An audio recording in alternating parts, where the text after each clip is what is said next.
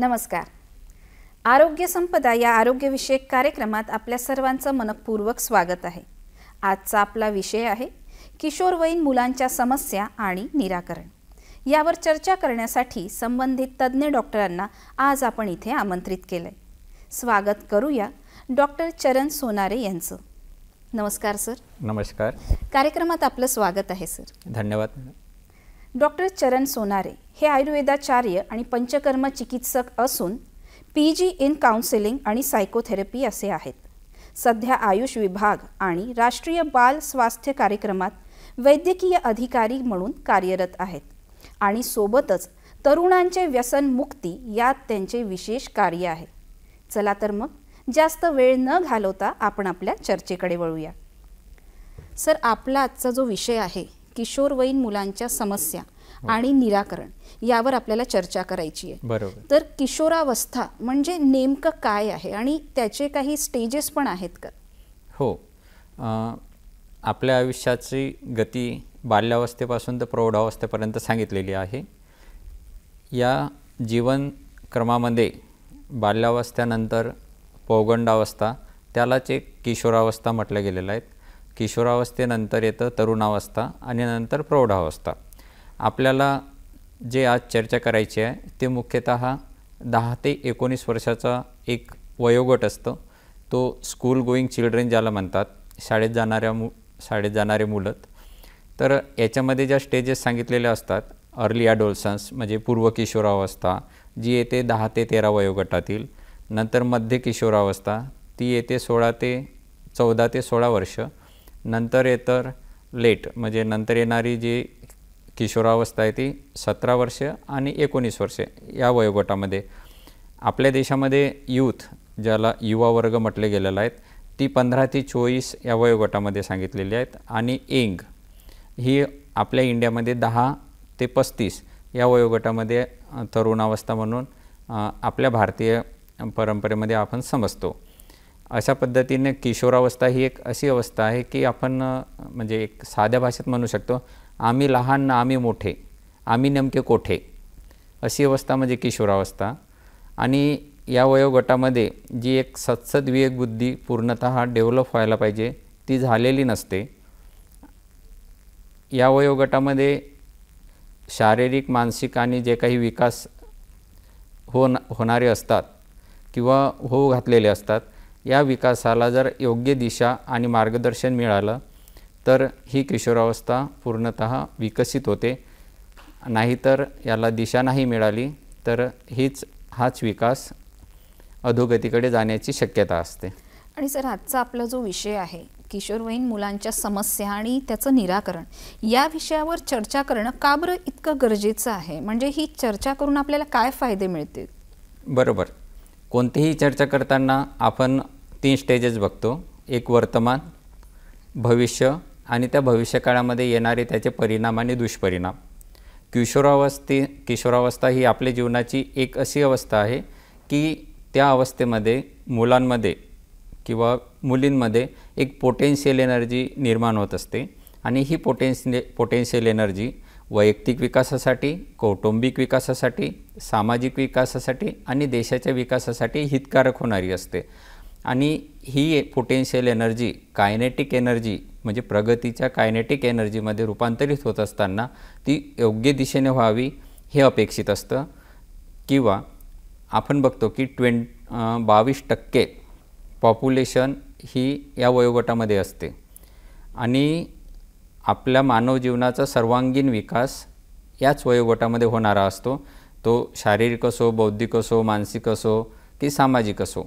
याला योग्य दिशा आणि मार्गदर्शन मिळालं तर ही सर्वात मोठी संपत्ती कुटुंबापासून तर देशापर्यंत समजली जाते.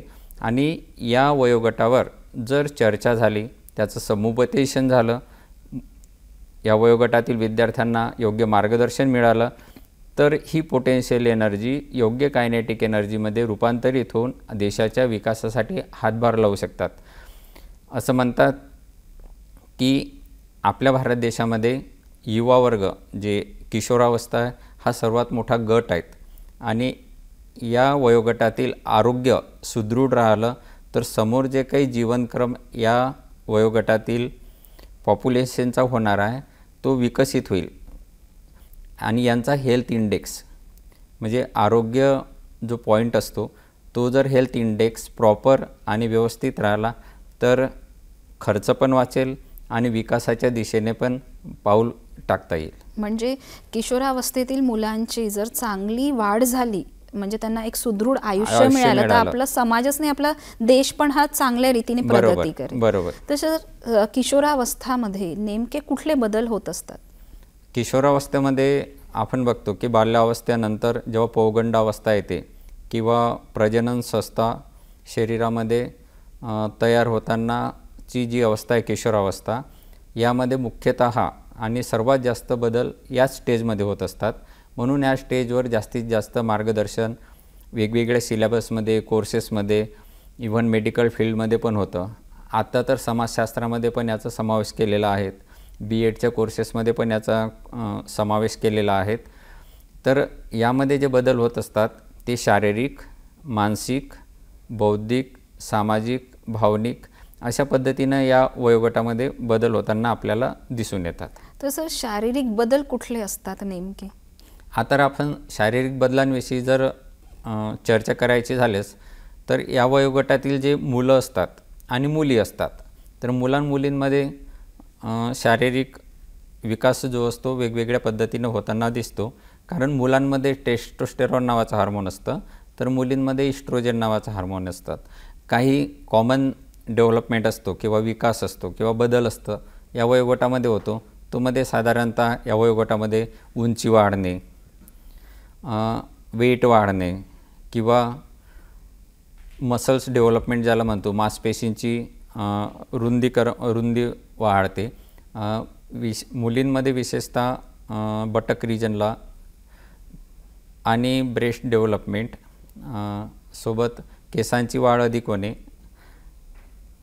सोबतच ऑक्झिलरी एरिया म्हणजे मिड आर्म किंवा या ठिकाणी जे काही केसांची उत्पत्ती होते ती एक केस निर्मिती होते. मुलांमध्ये पण पिंपल्स यायला सुरुवात होते. तर प्रजनन संस्थेची अंग प्रत्यंग असतात त्यामध्ये विकास होताना दिसतो. मुलांमध्ये इजॅक्युलेशन आणि स्पर्म डेव्हलपमेंट होते तर मुलींमध्ये मिनार्के म्हणजे पाळी सुरू होण्याचं आपल्याला या निदर्शनात येत आहेत की पाळी या वयामध्ये मुलींमध्ये सुरू व्हायला सुरुवात होते. विशेष करून ॲडम्स ॲपल जे ग्लँड्स आहेत हा येते तर व्हॉईस जो आवाज असतो तो घोगरा होतो. याविषयी पण या मुलांना थोडंसं एक चिकित्सा असते की माझा आवाज का बदलला, पिंपल्स येतात तर माझ्या चेहऱ्यावर तर आत्ता पिंपल्स नव्हते ते का आले.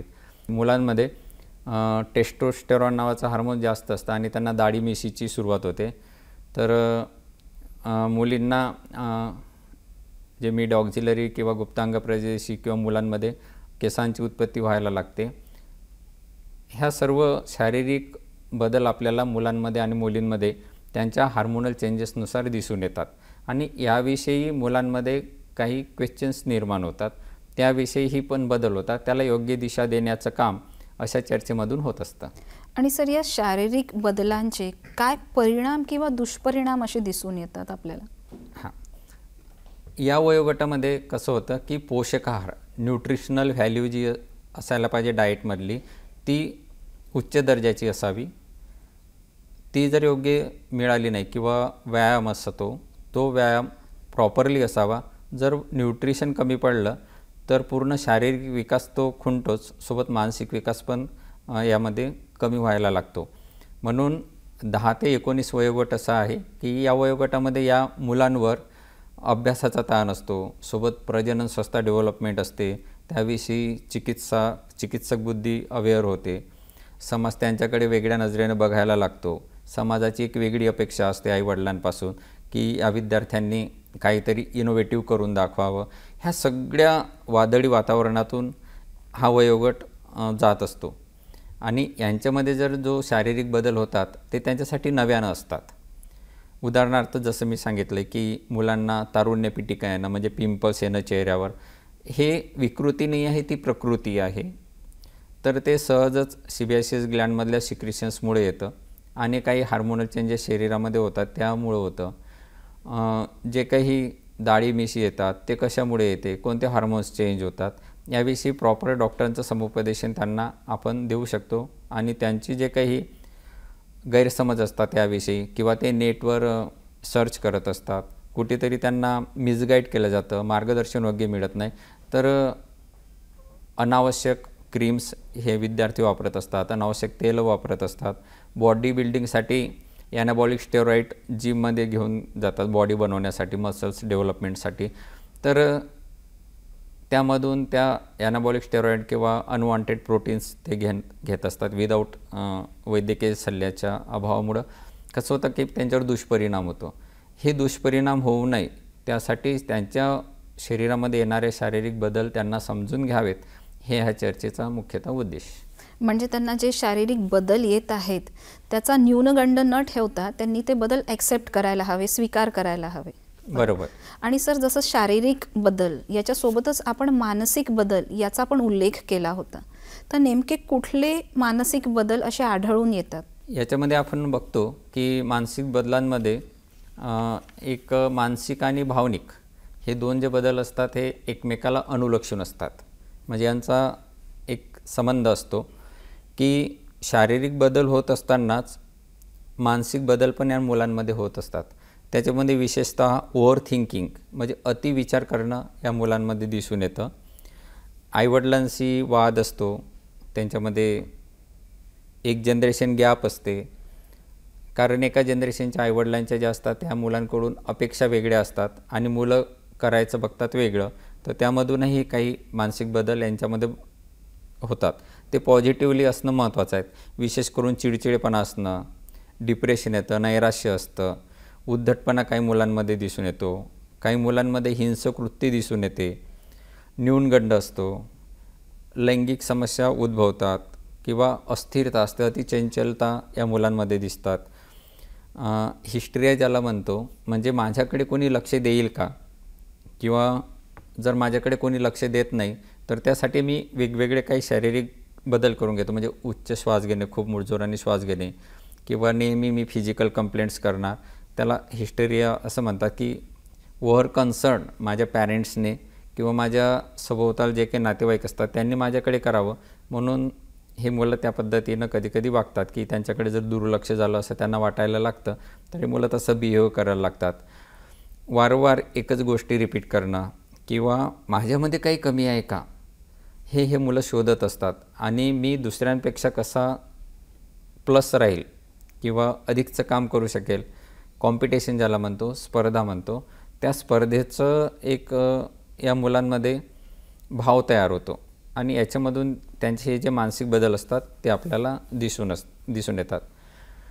सोबत आपण एक हे पण म्हणू शकतो की घरामध्ये जर ॲक्सिडेंट झाला किंवा अपघात झाला तर या मुलांच्या मनावर एक चित्र उमटतं आयुष्यभरासाठी, त्याला शॉक सिंड्रोम म्हणतात. किंवा स्ट्रेस कर्सस पॉईंट्स असतात ते की ते आयुष्यभर हे जे दुःख असतं किंवा ते ॲक्सिडेंटल होणाऱ्या घटना असतात त्यांच्या मनावर बिंबवल्या जातात आणि ते आयुष्यभर त्या गोष्टी विसरू शकत नाही. या वयात ते जास्त प्रमाणात होतं. ही चर्चा आपण अशी सुरू ठेवूया सर, त्यापूर्वी घेऊया विश्रांती. दर्शक हो, कुठेही जाऊ नका, भेटूया विश्रांतीनंतर.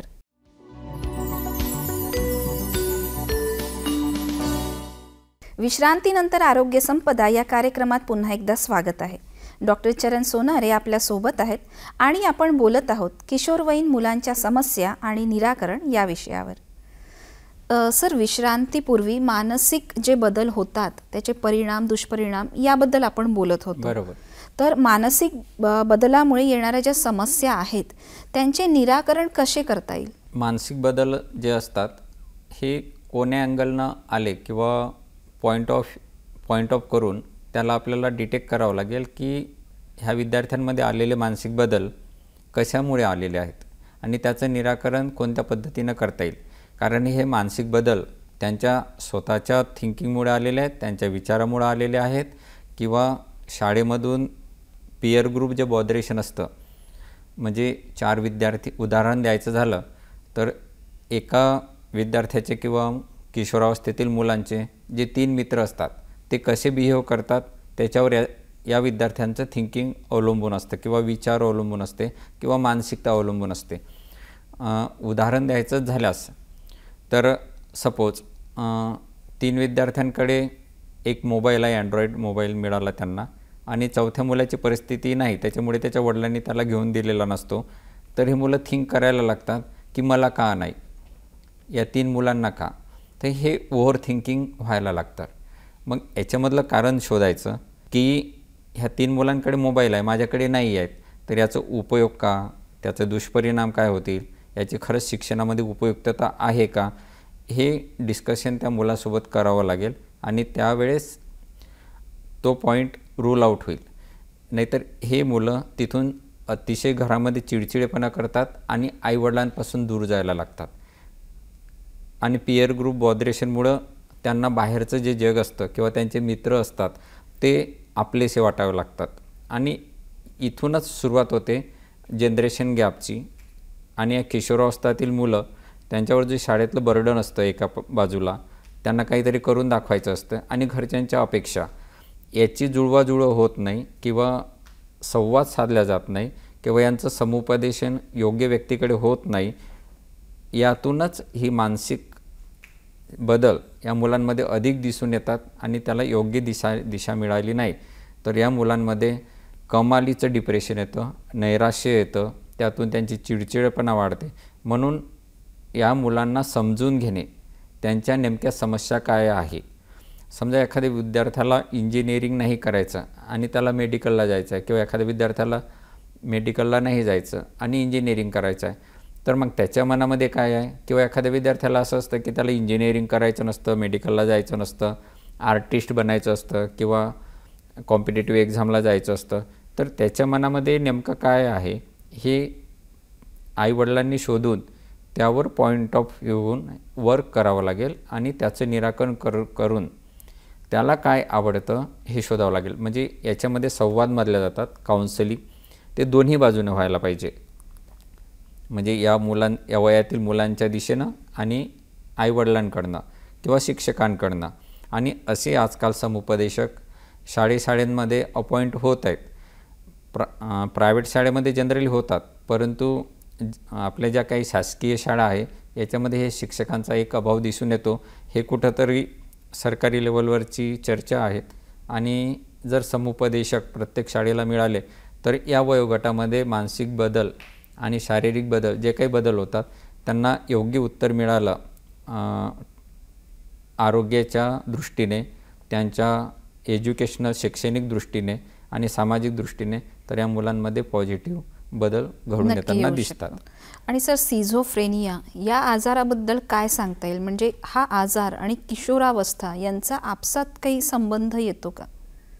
हो, या वयोगटातील मुलं कसे असतात की स्वतःचं पिक्चर स्वतः तयार करत असतात आणि स्वतःचं, ज्याला म्हणतो आपण डेल्युशन्स जे असतात, भ्रम म्हणतो, की यांना दिसतं, म्हणजे ॲक्च्युअल पिक्चर असतं वेगळं, पण यांचं इमॅजिनेशन असतं वेगळं, यांचं काल्पनिक जग वेगळं असतं. आणि जेव्हा ते वास्तविकता आणि काल्पनिकता याच्यामध्ये जेव्हा तफावत येते त्यावेळेस यांच्या विचाराची गोंधळ होते. आणि मग त्यामधनं बाकीचे जे हे असतात, नैराश्य किंवा डिप्रेशन किंवा चिडचिडेपणा, झोप न लागणं किंवा अभ्यासामध्ये मागे येणं, अभ्यासात मन लागत नाही, अशा पद्धतीनं शिझोफ्रेनियामध्ये जनरली दिसून येतं. म्हणूनच असं म्हणतात की या वयोगटातील मुलांना योग्य दिशा आणि मार्गदर्शन मिळालं तर हा वयोगट असा असतो, किशोरावस्था, की हे आकाशाला गवसणी घालेल. आणि जर योग्य मार्गदर्शन मिळालं नाही तर हाच वयोगट अधोगतीकडे खूप स्पीडली जातो. म्हणजे प्रगतीकडे खूप स्पीडली जाईल आणि अधोगतीकडे पण स्पीडली जाईल. कारण स्थिरता किंवा स्थितप्रज्ञता या वयोगटामध्ये नसते. ज्यालाच आपण म्हटलं आहे की सतसत विवेकबुद्धी, अतिचंचलपणा या वयोगटामध्ये असतात. म्हणून यांना समजून घेताना किंवा समजून सांगताना पॅरेंट्सची, आईवडिलांची किंवा टीचरची ती लेवल असायला पाहिजे. बरं. आणि सर, किशोरावस्थामध्ये ओव्हर थिंकिंग म्हणजे अतिविचार करणे, अतिचिंता, स्ट्रेस, डिप्रेशन हे अगदी जास्त प्रमाणात बघायला मिळतं आज समाजात. तर यावर काय उपाय करता येतील. यावर उपाय सांगताना आपल्याला मी पूर्वी पण आपल्याला नमूद केलेला आहे पॉईंट, की ते ओव्हर थिंकिंग कशामुळे, तर स्वमग्नता जो एक आजार आहे किंवा स्वमग्न मुलं असतात यांना पॉईंट ऑफ करताना किंवा त्यांना कारणे शोधताना ते का बरं स्वमग्न राहतात. बऱ्याच वेळा असं होतं की विद्यार्थ्यांना एखादा टॉपिक समजत नाही आणि ते त्यावर काही उत्तरे देत नाही, बोलत नाही आणि स्वतःच्या मनामध्ये थिंक करत राहतात की मला हे का समजत नाही. पण कारण शोधलं तर वेगळं असतं. उदाहरणार्थ आम्हाला असे अनुभव येतात की शाळेमध्ये विद्यार्थ्यांना टीचर समजावून सांगतात, 4 विद्यार्थ्यांना 5 जे काही समोरचे विद्यार्थी असतात त्यांना समजतं, पण एका विद्यार्थ्याला नाही समजत. ते का? तर मग त्याचं कन्क्ल्युजन पॅरेंट्स किंवा टीचर्स असं कळतं की याचा IQ कमी आहे, त्याला समजतच नाही किंवा टीचरमध्ये शिकवण्यामध्ये कुठे कमतरता असतात. परंतु सेम टाईम हे शोधावं लागेल की त्या विद्यार्थ्याला त्या ब्लॅकबोर्डवरचं दिसतं का, त्याला ते आकलन होतं का, की त्याच्यामध्ये कुठेतरी गफलत राहते. जसं तारे जमीन पर आपण पिक्चर बघितला की त्याला काही अक्षरच कळत नसतात किंवा कधीकधी रिफ्रॅक्टिव्ह एरर, दृष्टीदोष म्हणतो आपण त्याला, तर मुलांना त्या ब्लॅकबोर्डवरचं दिसतच नाही, तर त्याच्यामुळे त्यांना तो पॉईंट समजत नाही. अशामुळं काय होतं की ते मुलं मागे पडत जातात. मागे पडत मग ते कोणाशी बोलायला इच्छुक राहत नाही, कारण त्यांचा आत्मविश्वास जो असतो तो कमी झालेला असतो. आणि टीचर्स पण किंवा कधी पालक पण किंवा मित्र पण त्याला टोकत असतात, अरे तुला समजत नाही, तू काहीच करू शकत नाही, तू लूजर आहेस किंवा अशा भाषेमध्ये त्याला टोचत असतात. तर त्यावेळेस पॅरेंट्सला पण असं वाटतं की माझा मुलगा काहीच करत नाही किंवा याला समजतच नाही. माझी एक विनंती राहील की ज्यावेळेस असे स्वमग्न विद्यार्थी किंवा ओव्हर थिंकिंगवाले विद्यार्थ्यांशी आपण समुपदेशन करतो, त्यावेळेस त्यांच्यासमोर बऱ्याच वेळा पालकवर्ग म्हणतात की हा अभ्यासच करत नाही, याला काही समजतच नाही, हा शाळेतच जायला उशीर करतो किंवा व्यवस्थित जात नाही, रेग्युलर राहत नाही. तर तो तसं का करतो? त्याला समजत नाही म्हणून की त्याला टीचर्स लेवल शिकवण्याची आणि त्याची लेवल कमी आहे हे समजून घ्यायला पाहिजे. तर वारंवार अशा पद्धतीचे व्हायब्रेशन जेव्हा आपण त्याला देतो त्यावेळेस त्याला पण तसं वाटायला लागतं की यस, मला पण हे समजत नाही, मी खरंच जगाच्या मागे आहे आणि मला ह्या गोष्टी समजत नाही. तर त्यामुळे त्याची स्वमग्नता अजून वाढायला लागते. म्हणजे समुपदेशन करून आपण याच्यावर उपाय करू शकतो. ही चर्चा आपण अशी सुरू ठेवूया सर, पण सध्या कार्यक्रमात वेळ झाली आहे एका विश्रांतीची. दर्शको हो, कुठेही जाऊ नका, भेटूया विश्रांतीनंतर.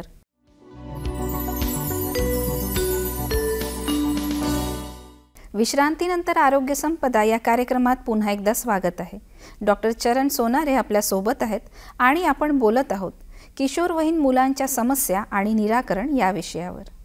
सर, आपण मानसिक जे बदल होतात याबद्दल बोललो, तसंच भावनिक बदल याचा आपण उल्लेख केला होता. तर हे कुठले बदल असतात भावनिक? ह्या वयोगटामध्ये आपण बघितले की शारीरिक बदल, मानसिक बदल आणि भावनिक बदल. भावनिक बदल आणि मानसिक बदल याचा एक संबंध आहे हे सांगितलेलंच. तर ह्या विद्यार्थ्यांच्या मनामध्ये जे एक भाव उत्पन्न होतात ते जनरली आजूबाजूला जे वातावरण असतं किंवा त्यांच्यासोबत जी वागणूक केली जाते किंवा त्यांच्या ओव्हर थिंकिंगमुळं किंवा चुकीच्या गैरसमजुतीमुळं त्यांच्या मनामध्ये काही भाव तयार होतात. आता याचे शॉर्टकटमध्ये आपण काही उदाहरणं घेऊयात. उदाहरण द्यायचं झाल्यास तर समजा एखादा विद्यार्थी किंवा विद्यार्थिनी शाळेमध्ये लेट पोहोचते, उशिरा जाते काही कारणास्तव, आणि तिला सगळ्या क्लाससमोर बोललं जातं किंवा शिक्षा पनिशमेंट केल्या जाते की लेट का आले. तर त्यावेळेस त्या मुलांच्या मनामध्ये भाव तयार होतो की त्याला सेल्फ इस्टीम असते ह्या मुलांमध्ये या वयोगटामध्ये, की मी सुरुवातीला म्हटलं आहे की आम्ही लहान न मोठे, आम्ही नेमके कोठे असं सांगितलेलं आहे. तर यांना जर काही काम सांगितलं तर हे म्हणायचे आहे की आम्ही एवढे मोठे झालो का, आम्ही तर अजून लहानच आहोत की आम्हाला एवढी जबाबदारी सांभाळणार नाही. आणि यांना म्हटलं की तू अभ्यास कर, रेग्युलर शाळेत ये, सकाळी उठ, तर यांना वाटेल आम्ही एवढे लहान आहोत का की आम्हाला वारंवार सांगितलं जातं. म्हणूनच हा भाव या मुलांमध्ये असतो. आणि जेव्हा असे विद्यार्थी क्लासमध्ये लेट येतात किंवा उशिरा येतात आणि टीचर्स, शिक्षक त्यांना पनिशमेंट करतात किंवा थोडं रागावतात, तर यांच्यामध्ये येतं माझ्या क्लासमध्ये सर्व क्लाससमोर मला सरांनी पनिशमेंट केली, मला रागावले, दॅट इज नॉट गुड, असे निगेटिव्ह भाव यायला लागतात. एक दुसरं उदाहरण द्यायचं झालं की विद्यार्थ्यांमध्ये दिसतं की जनरली आपल्या भारतीय संस्कृतीमध्ये मुलींना 7च्या आत घरामध्ये बोलावलं जातं की लवकर यायचं घरी, कुठे जायचं नाही, कुठे फिरायचं नाही, कोणा मुलांसोबत बोलायचं नाही. जनरली अशा पद्धतीचं एक कल्चर होतं आणि आहे. तर मुलींना असं वाटायला लागतं माझा भाऊ तर रात्री 10-11ला येतो आणि मलाच का बरं 7 वाजताच्या आत घरी बोलावतात, माझं काय चुकलं, मी मुलगी आहे म्हणून का, असे एक थोडे निगेटिव्ह भाव यायला लागतात. सुरुवातीला आपण डिस्कस केल्याप्रमाणे तिसरं उदाहरण द्यायचं झालं पियर ग्रुप, एक कंपॅरिझन येतं भावनिक बदलांमध्ये की यांना तर मोबाईल घेऊन दिला माझ्या 3 मित्रांना, बाईक घेऊन दिली महागडी, मलाच का बरं नाही, त्याच्यासाठी त्याचे भाव निगेटिव्ह होत जातात. असे उदाहरणार्थ 3 भावंड असतात घरामध्ये, दोघांना ड्रेस घेऊन दिला जातो, एकाला घेऊन दिला जात नाही किंवा लेट होतात, आईवडिलांचं त्याच्यामागे नव्हतं, तर ह्या तिघांना ड्रेस का, मलाच का नाही, यांना तिघांना हायर क्वालिटीचे शूज आहे, महागडे शूज आहे, मलाच का नाही, हे भाव ह्या मुलांमध्ये तयार व्हायला लागतात आणि हे कुठंतरी कुटुंबापासून दूर घेऊन जातात. याला पॉझिटिव्हली आपण बघायला पाहिजे आणि याची उत्तरं पण शोधायला पाहिजे. तर अशा प्रकारचे भाव आणि मुलांमध्ये या किशोरावस्थेमध्ये जर वारंवार येत गेले तर यांना एन्झायटी तयार होते, एक डिप्रेशन तयार होतं, घरच्यांपासून ते दुरावतात. याला उत्तर हे आपल्याला समुपदेशनात्मक पद्धतीनेच द्यायला पाहिजे, त्यांच्याशी संवाद साधून द्यायला पाहिजे. याची उत्तरं पण सांगायचे झाले तर एक आपल्याला पॉझिटिव्हली हे पण उत्तरं देता येईल की मुलींना 7च्या आत घरामध्ये का. तर आम्ही जनरली जे आमचे समुपदेशनात्मक कार्यक्रम होतात त्यामध्ये आम्ही एक कॉमन उदाहरण देतो की सोनं कुठं ठेवलं जातं, तिजोरीमध्ये किंवा लॉकर्समध्ये, आणि आयरन किंवा लोखंड कुठं ठेवलं जातं, असं ग्राउंडवर किंवा ते ओपन असतं. कारण सोन्याची किंमत खूप असते, ते व्हॅल्युएबल असतं, त्याला एक स्क्रॅच आली तरी त्याला व्हॅल्यू कमी होणार. तशा मुली ह्या सोन्यासारख्या मूल्यवान आहेत. आईवडिलांनी सोसायटी बघितलेली असते, त्यांनी अनुभवलेलं असतं सामाजिक वातावरण, जे काही आता दूषित वातावरण समाजामध्ये दिसतं, बलात्काराचे प्रकरणं वगैरे, त्यांना भीती असते की आपल्या मुलींना काही इजा नको हो, म्हणून ते कॉन्शियस असतात आपल्या मुलींसाठी. आणि ते प्रेम असतं, ते जर प्रेम त्यांनी समजून घेतलं तर त्या प्रेमापोटी आईवडील त्यांना टोकत असतात की 7च्या आतमध्ये घरामध्ये या किंवा अशा पद्धतीनं. हे पॉझिटिव्ह समुपदेशन त्याच्यामध्ये होतं. टीचर्सनं आपण उदाहरण घेतलं, टीचर्सनं विद्यार्थ्यांना रागावण्याचं, तर त्यामध्ये आपण एक समुपदेशनात्मक जे काही उदाहरण देतो की तेच टीचर रागावतात की जे विद्यार्थ्यांवर प्रेम करतात. परंतु माझी आपल्या वाहिनीतर्फे एक विनंती राहील पॅरेंट्सला की शिक्षा, परीक्षा याच्याशिवाय विद्यार्थ्यांची सुरक्षा पण नाही आणि प्रगती पण नाही. शिक्षा ही पॉझिटिव्हली असावी, असं मी म्हणणार नाही की खूप हेवी पनिशमेंट करावी त्यांना. शिक्षा आणि परीक्षेशिवाय विद्यार्थी घडत नाही. तर जे काही टीचर्स मुलांना रागावतात प्रेमापोटी किंवा त्यांच्या डेव्हलपमेंटसाठी, विकासासाठी, ते त्यांच्यासाठी पॉझिटिव्ह असतं. खूप ओव्हर पनिशमेंट किंवा अनावश्यक पनिशमेंट याविषयीचं मी प्रबोधन हे करणार नाही, समर्पण करणार नाही. पण एक रिस्पेक्टिव्ह फिअर जो म्हणतो आपण, तो विद्यार्थ्यांमध्ये असणं खूप आवश्यक आहे. अशा पद्धतीनं पॉझिटिव्हली आपण विद्यार्थ्यांचं समुपदेशन करू शकतो. आणि ह्या भावनिक बदलांमधूनच आज प्रेमाचे प्रकरणं खूप वाढलेले आहेत की मुलींना आईवडील दूर वाटतात आणि जेव्हा हे मुली बाहेर एखादा त्यांचा मित्र किंवा बॉयफ्रेंड ज्याला आपण म्हटलं जातं की मोबाईल देणं किंवा काहीतरी गोष्टी देणं, अशा महागड्या वस्तू देणं, तर त्यावेळेस तो मुलगा किंवा बॉयफ्रेंड जवळचा वाटायला लागतो. आणि 18 वर्ष 17 वर्षे ज्या आईवडिलांनी मुलींना वागवलेलं असते किंवा मुलांच्या बाबतीत पण व्हाईस वर्सा आपण म्हणू, तर तेच त्यांना वाटतं की मला तो मोबाईल देतो आहे, खर्चिक वस्तू देतो आहे आणि मला घरून काहीच मिळत नाही. जे ड्रेसचं उदाहरण घेतलं आपण किंवा मोबाईलचं उदाहरण घेतलं, तर यावेळी मुलं असे बाहेर जायला लागतात. तर हे यामधूनच प्रेम प्रकरणं घडतात, त्याच्यामधूनच शारीरिक आकर्षण पण वाढतं भावनिकमधून, आणि या वयोगटामध्ये साहजिकच सेक्स हार्मोन्स इन्क्रीज झाल्या असल्या कारणानं किंवा सिक्रेट होतात, त्या कारणानं अपोजिट सेक्स अट्रॅक्शन साहजिक वाढतं. ते विकृती नाही, पण ते कोणत्या वयामध्ये योग्य आहे हे पण या मुलांना समजणं खूप महत्त्वाचं आहे, आणि ते चुकीचं आहे हे पण या समुपदेशनात्मक कार्यक्रमातून सांगणं महत्त्वाचं ठरतं. बरं. आणि सर, किशोरवयीन मुलींमध्ये सर्वात जास्त प्रमाणात आत्महत्या करण्याचं प्रमाण आज आपण समाजात बघतो, तर याचं नेमकं काय कारण असू शकतं? बरोबर.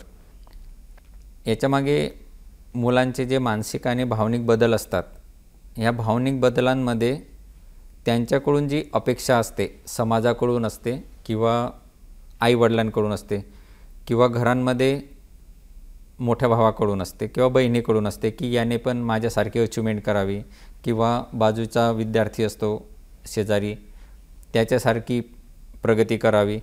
तर ह्या अपेक्षेला तो पूर्तता करू शकत नाही. त्यावेळेस त्याच्यामध्ये एक न्यूनगंड येतो, आणि त्या न्यूनगंडामधून डिप्रेशन यायला लागतं. आणि त्याच वेळी त्याच्यासोबत चर्चा नाही केली किंवा त्याच्या मनामधले प्रश्न सोडवले गेले नाही, तर ते त्याला असं वाटतं की माझ्या आईवडिलांनी माझ्यासाठी खूप खर्च केलेला आहे. कारण बरेचसे आईवडील मुलांना हे सुचवतात, मी ब्लेम करणार नाही, पण असं दिसून येतं की आम्ही तुझ्यासाठी किती खर्च केले, आम्ही तुझ्यासाठी खूप प्रयत्न करतो, तू काहीच करत नाही, तू अभ्यासच करत नाही, तो बघ बरं. म्हणजे दुसऱ्या विद्यार्थ्यांचं उदाहरण देतात, त्याच्याकडे कंपॅरिझन आणि आपण काय करतो हे दर्शवलं जातं. ही चर्चा आपण अशी सुरू ठेवूया सर, त्यापूर्वी घेऊया विश्रांती. दर्शको, कुठेही जाऊ नका, भेटूया विश्रांतीनंतर.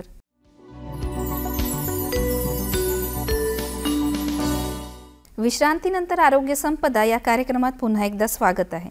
डॉक्टर चरण सोनारे आपल्यासोबत आहेत आणि आपण बोलत आहोत किशोरवयीन मुलांच्या समस्या आणि निराकरण या विषयावर. सर, विश्रांतीपूर्वी आपण किशोरावस्थेतील मुलामुलांच्या आत्महत्या ज्या आहे याबद्दल सांगितलं. तर या आत्महत्येचे कारण तर आपण सांगितलं, पण यावर काय उपाय करता येईल किंवा कसं थांबवता येईल? हे ज्या आत्महत्या होतात मुलांच्या, त्या वन डे नाही होत, म्हणजे एकदम आत्महत्या केली असं होत नाही. जे आपण बघितले बदल होताना मुलांमध्ये, शारीरिक बदल, मानसिक बदल, भावनिक बदल आणि बौद्धिक बदल, हे जेव्हा बदल मुलांमध्ये होतात प्रकृतीनुसार, ह्या मुलांना कधी कधी त्या विकृती वाटतात किंवा त्यांच्यामध्ये जे काही मानसिक भाव किंवा भावनिक बदल होतात आणि त्यांचं जर व्यवस्थित समुपदेशन झालं नाही, मार्गदर्शन झालेलं नाहीत, तर त्यांच्या मनामध्ये प्रचंड वादळ निर्माण होतं. आणि ह्या प्रचंड वादळ निर्माण होतं, याला कुठंतरी एक मार्ग द्यायला पाहिजे किंवा समुपदेशन करायला पाहिजे. ते जर योग्य झालेलं नाही आणि त्यांना समजून घेतलं नाही, तर ह्या मुलांना असं वाटतं की फिनिश, आता सगळं संपलेलंच आहेत. उदाहरणार्थ 3 इडियट्समध्ये पिक्चरमध्ये दाखवलेलं आहे की तो जो विद्यार्थी एक प्रोजेक्ट तयार करतो आणि त्याचा प्रोजेक्ट ते प्रिन्सिपल समजून घेत नाही आणि त्यांच्या वडिलांकडून अपेक्षा असतात. मग तिथं द्वंद्व होतं या मुलांमध्ये की अपेक्षा आईवडिलांच्या आणि इकडे टीचरचं समजून न घेणं, त्याचा प्रोजेक्टमध्येच राहतो. त्याला कुठेतरी प्रेझेंटेशन मिळत नाही यांच्या कलेला किंवा त्यांच्या इमोशन्सला किंवा त्यांच्यामधील होणाऱ्या बदलांना. ते प्रेझेंट करायला त्यांना प्लॅटफॉर्म उपलब्ध नाही झाला, तर हे यांच्यामध्ये एवढं वादळ निर्माण करतं की यांना वाटतं की सर्व संपलं, त्यांच्या डोळ्यासमोर अंधार येतात. याच्यामध्ये सर्वात महत्त्वाचा रोल राहतो मित्रपरिवार. ते त्यांच्यासोबत कसे वागतात, त्यांची वागणूक कशी आहेत, मित्रांचे सल्ले पॉझिटिव्ह आहेत का. म्हणून किशोरावस्थेमध्ये मी आपल्या चॅनल्सतर्फे एक हे पण सूचना करेल की मित्र हा आरशासारखा असावा, की त्याने आपल्या जीवनामध्ये होणाऱ्या चुका जर कोणी सांगत असेल किंवा मित्र जर वारंवार टोकत असेल, तर ते मित्र उलट चांगले असतात. नेहमी जे विद्यार्थी किंवा मित्र असतात ते पॉझिटिव्हलीच बोलत म्हणजे फक्त हो हो असं म्हणत असेल आणि कधी नकार नसेल देत आणि आपल्यातील दोष नसेल दाखवत, तर अशा मित्रांपासून सावध राहायचं. आणि जे मित्र आपल्याला योग्य मार्ग दाखवतात, दिशा देतात किंवा टोकतात किंवा चुकीला चूक म्हणतात, ते मित्र आयुष्यामध्ये कधीही चांगले असतात. हे मित्रांचे सल्ले जर योग्य असले तर ह्या आत्महत्या आपल्याला बऱ्याच अंशी थांबवता येतात. याला छानपैकी काउन्सलिंग, त्यांचे बदल समजून घेणे, त्याला उत्तर देणे, आईवडिलांनी वेळ देणे हे खूप महत्त्वाचं ठरतं. कुटुंबाने या मुलांना वेळ देणे, त्यांच्यामध्ये त्यांना काय हवं आहे आणि आपण त्यांना काय सांगतो आहे, त्यांच्या अपेक्षा पूर्ण होत आहेत काय, त्यांच्यासोबत नेहमी टॉक करायचं, त्यांच्यासोबत बोलायचं, त्यांच्यासोबत संवाद साधायचा.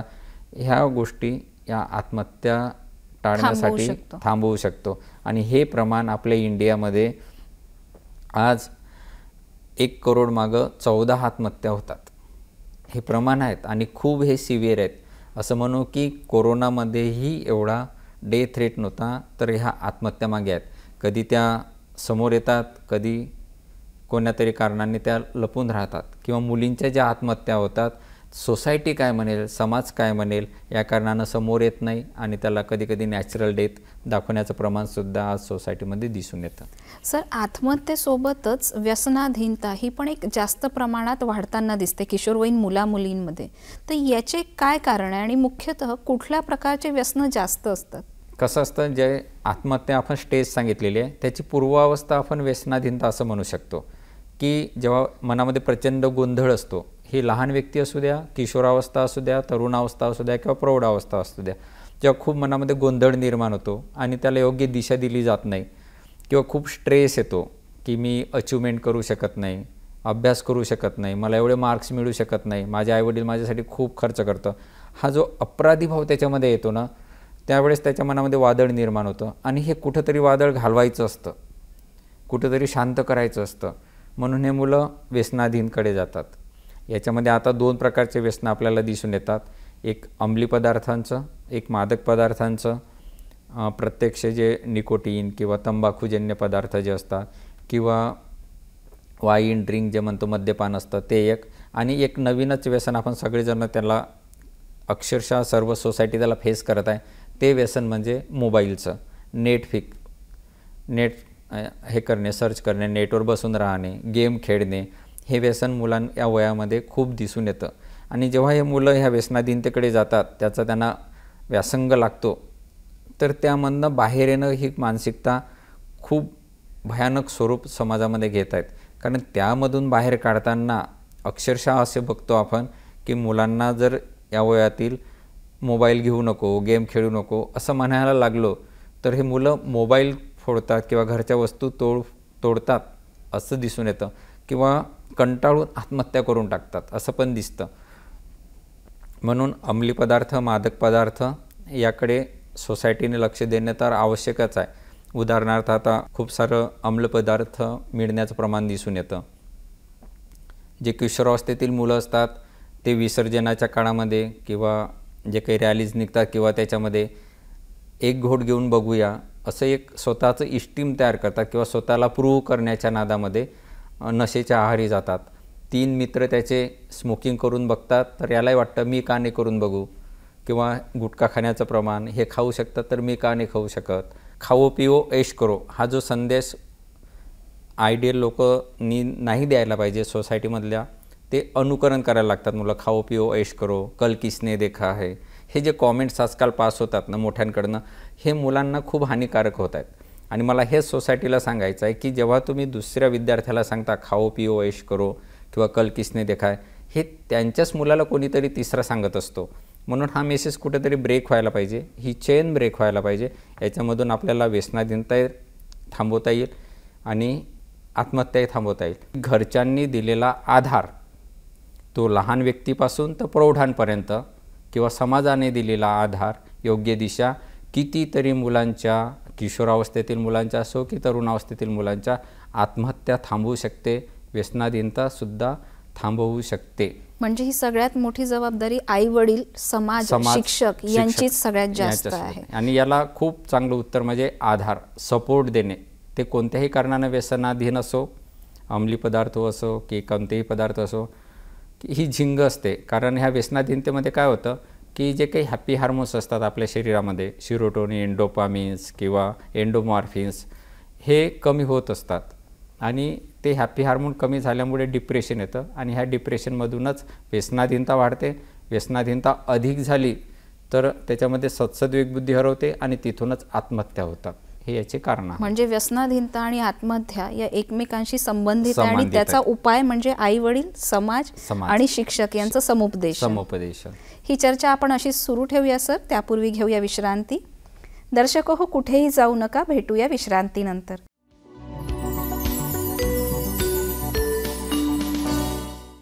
विश्रांतीनंतर आरोग्य संपदा या कार्यक्रमात पुन्हा एकदा स्वागत आहे. डॉक्टर चरण सोनारे आपल्या सोबत आहेत आणि आपण बोलत आहोत किशोरवयीन मुलांच्या समस्या आणि निराकरण या विषयावर. सर, आपण शारीरिक बदल सांगितले होते मुला आणि मुलींचे. बरोबर. तर किशोरवयीन मुलींमध्ये पाळीची सुरुवात होते, तर पाळी संबंधी कुठल्या समस्या त्यांना आढळून येतात? किशोरवयीन मुलींमध्ये महत्त्वाचा वयोगट आहे हा, ज्याच्यामध्ये मिनार्की ज्याला म्हणतो, म्हणजे पाळी सुरुवात होण्याचं वय असते. पूर्वीच्या काळी 14 ते 15 वर्षापासून पाळी यायची. आता ते 8 ते 9व्या वर्षापासूनच आपल्याला दिसून येतं की पाळी येण्याची सुरुवात होते. याच्यामध्ये मुलींमध्ये PCOD, पॉलिसिस्टिक ओव्हॅरियन डिसीज अधिक दिसतो. पाळी अनियमित असते किंवा उशिरा येते. याचे हार्मोनल चेंजेस होऊन त्यामुळं ओबेसिटी किंवा स्थौल्य किंवा अधिक वजन वाढणे किंवा खूपच वजन कमी राहणे असे परिणाम यामध्ये दिसून येतात. सोबत थायरॉइडिझम हा पण एक आजार या मुलींमध्ये दिसून येतं.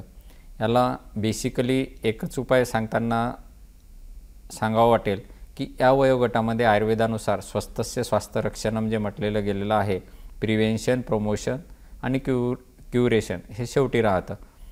म्हणजे आहार महत्त्वाचा असतो, कारण आज जंक फूड, फास्ट फूड खाण्याचं प्रमाण अतिशय वाढलेलं आहे आणि पोषक घटकाचा समावेश आहारामध्ये हा पण अभाव दिसून येतो. सोबतच TV पाहत जेवणे, मोबाईल पाहत जेवणे, गप्पा करत जेवणे, अवेळी जेवणे किंवा खूप रात्री जागरण करणे हे मुलींच्या हार्मोनल चेंजेसमध्ये मेल पॅटर्न तयार करतो. हिरसुटिझम एक दिसून येतं, PCODचं एक सेकंडरी कॉम्प्लिकेशन आपल्याला दिसून येतं.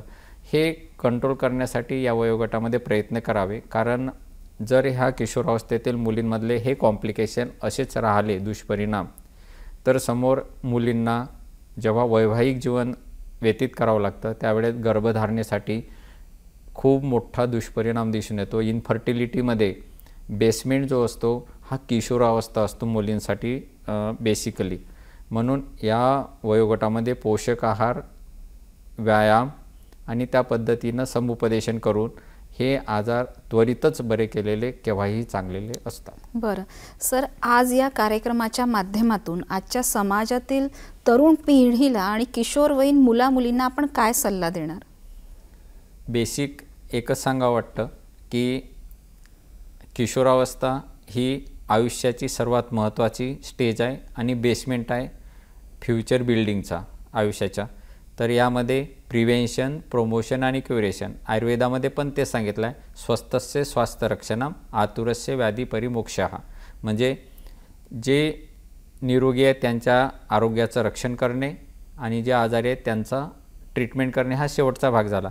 पण किशोरावस्थेमध्ये खूप सारे मेडिसिन उपयुक्त पडत नाही, तर त्याच्यामध्ये योग्य व्यायाम करणे, योग्य आहार घेणे, पोषक आहार घेणे, दिनचर्या व्यवस्थित व्यतीत करणे, रात्रीचर्या व्यवस्थित व्यतीत करणे हा महत्त्वाचा घटक ठरतो. आणि आपल्या चिकित्सा प्रणालीने, भारतीय संस्कृतीच्या आयुर्वेदाने एक योगशास्त्र हे खूप मोठी देण भारतीय संस्कृतीने आपल्याला दिलेली आहे, ज्याच्यामध्ये अष्टांग योग सांगितलेला आहे. यम, नियम, आसन, प्राणायाम, प्रत्याहार, धारणा, ध्यान, समाधी या अनुषंगाने आपण या किशोरावस्थेतील मुलांच्या समस्या योग्य पद्धतीने टाळू शकतो, त्यांचं समुपदेशन करू शकतो आणि योगाच्या माध्यमातून, मेडिटेशनच्या माध्यमातून, प्राणायामाच्या माध्यमातून यांचा जो आरोग्य घटक आहे किंवा हेल्थ इंडेक्स आहे हा प्रॉपर ठेवू शकतो. आणि हा जर योग्य ठेवला तर समोरही आपण हे करू शकतो.